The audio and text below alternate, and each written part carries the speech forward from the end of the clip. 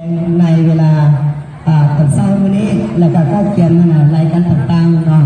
มาแสดงขึ้นในสถานที่แห่งนี้คือเก้าเมื่อกี้เนาะให้ผู้ในภาษาสนผู้อยู่นี่ได้ส่งไปบึงเนาะแล้วก็ยังผู้ใดเนาะยังผู้ใดได้จดชื่อก็มาจดแสดงแล้วก็ทางพุทธชื่อแล้วก็มาแสดงที่ไหนนี้แล้วก็ให้ทั้งแต่ละทีมหัวหน้าพาแต่ละทีมอย่างเด้อ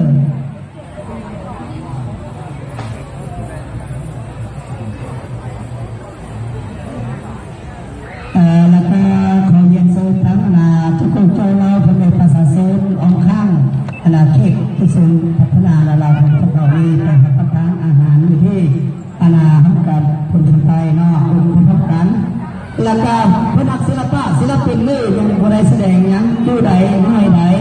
ยังแสดงครบแล้วเอารายการมาที่ทีเวทีนี้เนาะแต่แสดงเนาะจบกระเพาะเชิญน้องบรรดาแค่ถือว่าย่างไปเลยนะรถเอาป้าไว้อยู่บนเก่านี่แหละรถป้าไว้สถานที่บนเก่าได้เอาย่างเข้าไปทางลม